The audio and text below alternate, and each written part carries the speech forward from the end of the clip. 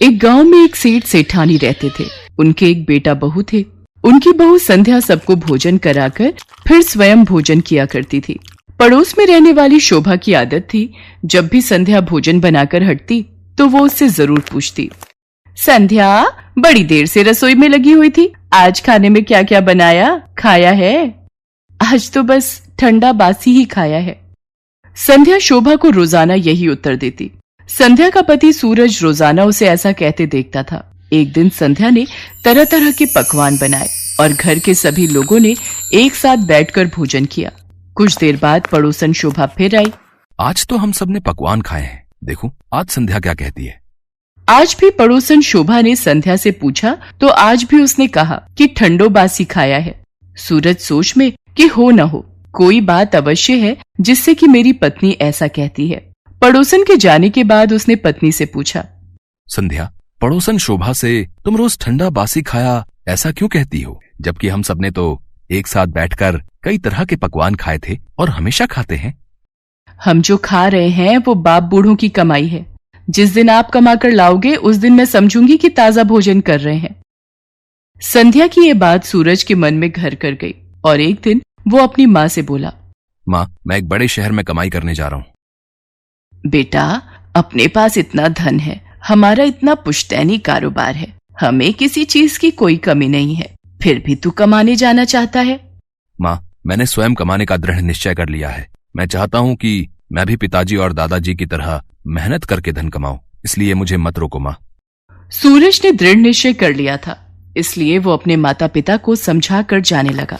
जाते समय वो संध्या से बोला, संध्या मैं जब तक बहुत सा धन कमा कर लेकर ना आऊं तुम चूल्हे की आग मत बुझने देना। इतना कहकर सूरज चला गया।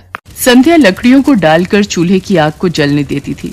एक सुबह जब संध्या सोकर उठी उसने देखा कि अचानक चूल्हे की आग बुझ गई तो संध्या मन ही मन घबराने लगी। कहीं मेरे पति पर कोई संकट तो नहीं आ पड़ा, घर में लकड़ियां भी नहीं है और बाबूजी भी किसी काम से गए हैं, जल्दी से पड़ोस में से आग लाकर चूल्हे में रख देती हूँ। ऐसा विचार करके संध्या पड़ोस में गई। वहां पड़ोसन शोभा चौथ माता का व्रत पूजन कर रही थी।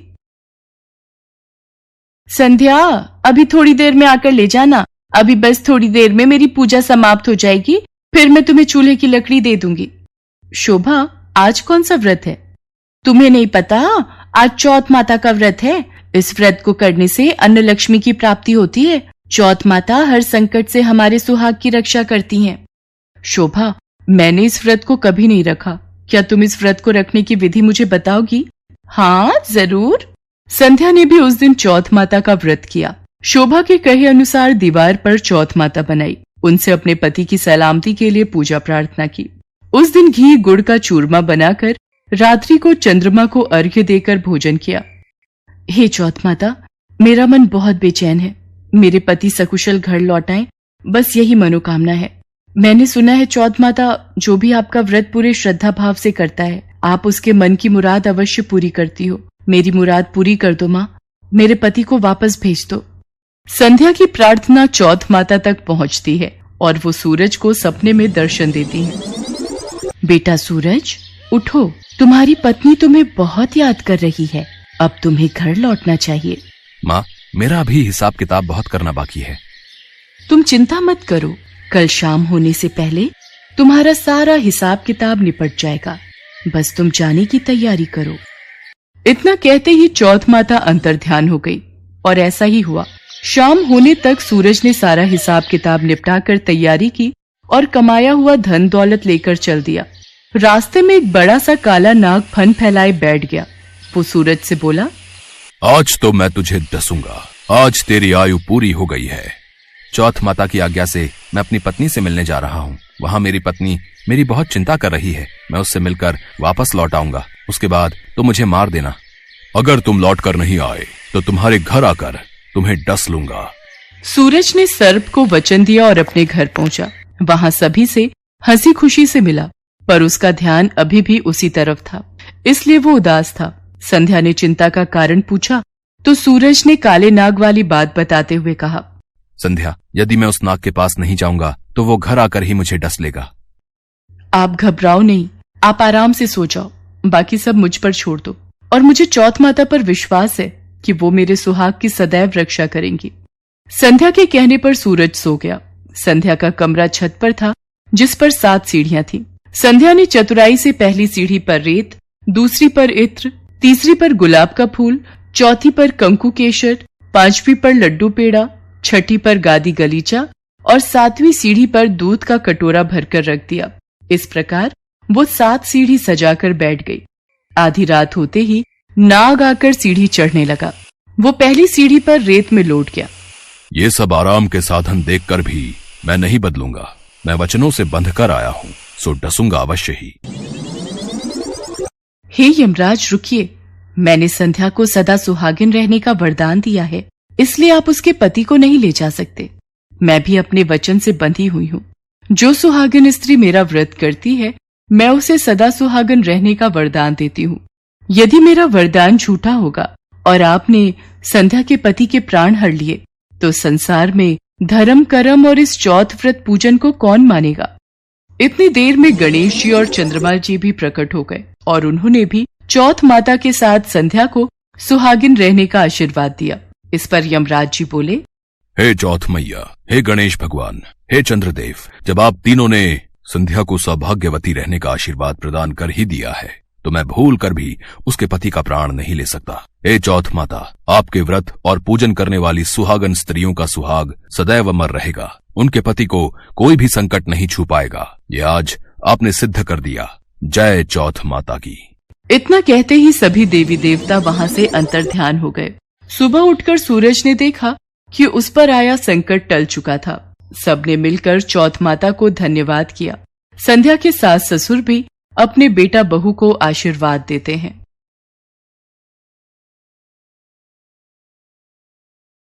अब मैं आपको करवा चौथ की व्रत कथा सुनाऊंगी। कथा सुनने से पहले आप सभी महिलाएं अपने हाथ में 13 गेहूं के दाने ले लो। एक साहूकार के 7 बेटे और एक बेटी थी। एक बार कार्तिक मास के कृष्ण पक्ष की चतुर्थी तिथि को साहूकार की पत्नी, उसकी 7 बहू सहित उसकी बेटी ने करवा चौथ का व्रत रखा। जब साहूकार के बेटे खाना खाने को बैठे तो उन्होंने अपनी बहन को भी खाना खाने के लिए कहा। बहन बोली, भैया अभी चांद नहीं निकला है, चांद निकलेगा तो उसे अर्घ्य देकर फिर मैं भोजन करूंगी। साहूकार के बेटों को अपनी बहन से बहुत प्यार था, इसलिए वो अपनी बहन को भूखा नहीं देख पाए। उन्होंने पास की एक पहाड़ी पर दीपक जलाकर चलनी की ओट में रख दिया और बहन से कहा कि चांद निकल आया है, तुम अर्घ्य देकर भोजन कर लो। तब साहूकार की बेटी ने अपनी भाभियों से कहा कि भाभी देखो चांद निकल आया है, आप भी अर्घ्य देकर भोजन कर लो। यह सुनकर उसकी भाभी बोली, बाईसा ये तो आपका चांद निकला है, हमारा चांद आने में अभी समय है। भूख से व्याकुल बहन चांद को अर्घ्य देकर भोजन करने बैठ गई।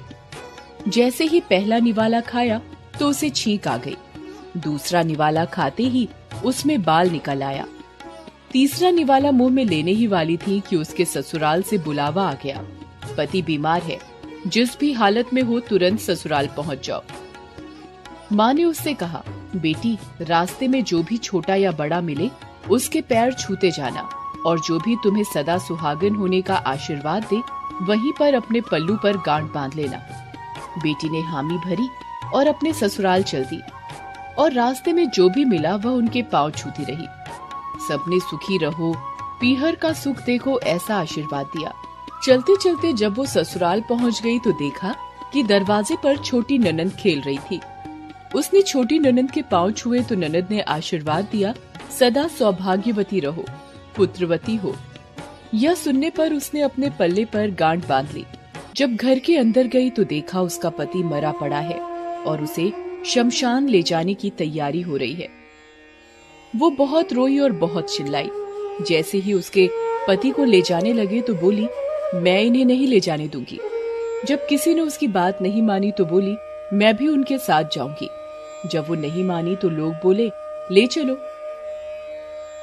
वो भी पति के साथ शमशान चली गई। जब उसके पति का अंतिम संस्कार होने लगा तो बोली, मैं इन्हें जलाने नहीं दूंगी। लोग बोले, पहले तो अपने पति को खा गई और अब उसकी मिट्टी भी खराब कर रही है। उसने किसी का कहा नहीं माना और अपने पति को लेकर बैठ गई। गांव वालों और परिवार वालों ने ये फैसला किया कि रहने दो इसको यहीं पर, इसके लिए एक झोपड़ी बनवा दो। वो वहीं पर अपने पति को लेकर रहने लगी, अपने पति की साफ सफाई करती और उसके पास बैठी रहती। उसकी छोटी ननद दिन में 2 बार खाना दे जाती। वो हर चौथ का व्रत करती और चांद को अर्घ देती। जब चौथ माता ये कहती हुई आती, करवो ले भाइयों की प्यारी करवो ले, घड़ी बुखारी करवो ले। उसने चौथ माता से अपने पति के प्राण मांगे तो चौथ माता ने बोला, हमसे बड़ी चौथ माता आएंगी तो तुम उनसे अपने पति के प्राण मांगना। ऐसा करते करते सारी चौथें आई और वही बातें कहकर चली गईं। जब अश्विन की चौथ माता आई तो उन्होंने कहा कि तुमसे कार्तिक की चौथ माता नाराज हैं, उनको प्रसन्न करो, उनको मना लो, वही तुम्हारा सुहाग लौटाएंगी। जब कार्तिक माह की सबसे बड़ी चौथ करवा चौथ आई तो उसने अपनी छोटी ननद से 16 सिंगार, सुहाग का सारा सामान और करवे मंगाए। सास सोचकर बोली, पागल हो गई है, जो मांगती है वो दे आओ। साहूकार की बेटी ने फिर करवा चौथ का व्रत किया और चांद को अर्घ्य दिया और जोत जलाई। चौथ माता खुश होकर प्रकट हुई और बोली, करवो ले 7 भाइयों की प्यारी करवो ले, दिन में चांद उगाने वाली करवो ले, घड़ी बुखारी करवो ले। तब साहूकार की बेटी ने चौथ माता के पैर पकड़कर कहा, मेरा सुहाग वापस दे दो। चौथ माता बोली, तू तो बड़ी भूखी है, 7 भाइयों की प्यारी बहन है, तुझे सुहाग का क्या काम। तब वो बोली, माता मैं आपके पैर तब तक नहीं छोड़ूंगी जब तक आप मेरा सुहाग वापस नहीं करती। तब चौथ माता ने उससे सारा सुहाग का सामान मांगा तो उसने 16 सिंगार का सारा सामान चौथ माता को दे दिया। तब चौथ माता ने अपनी आंखों से काजल निकाला, नाखूनों से मेहंदी निकाली, मांग से सिंदूर निकाला और अपनी छोटी उंगली से उसके पति को छींटे दिए और उसका पति जीवित हो गया। जाते जाते चौथ माता उसकी झोपड़ी पर पैर मार कर गई और उसकी झोपड़ी महल में बदल गई। जब उसकी छोटी ननद खाना देने आई तो उसने देखा कि भाभी की झोपड़ी महल में बदल गई। वो दौड़ दौड़ कर छोटी ननद के पास गई और बोली, देखिए बाई साहब, आपका भाई जीवित हो गया है, घर जाइए, सासू जी से बोलिए हमें गाजे बाजे के साथ लेने आए। ननद हर्ष पूर्वक घर गई और माँ से बोली, माँ भाई जीवित हो गए हैं। माँ ने कहा, भाभी के साथ तेरा भी दिमाग खराब हो गया है। बहन बोली, माँ मैंने अपनी आंखों से देखा है, सच में भाई जीवित हो गया है। भाभी ने गाजे बाजे के साथ बुलाया है। माँ गाजे बाजे के साथ अपने बेटे को लेने पहुंची। बेटे को जीवित देखकर माँ भावुक हो उठी। बहू ने कहा, देखिए माँ, आपका बेटा जीवित हो गया है, मैंने तो साल भर पहले ही खो दिया था, ये तो तेरी पूजा के प्रताप से वापस आया है। हे चौथ माता, जैसे आपने साहूकार की बेटी के साथ पहले किया वैसे किसी के साथ मत करना, और बाद में जैसे उसे सुहाग का जीवन दान दिया वैसे ही सभी को दीर्घायु का वरदान देना और अपनी कृपा ऐसे ही बनाए रखना। जय चौथ माता की। आइए जानते हैं करवा चौथ की पूजा विधि।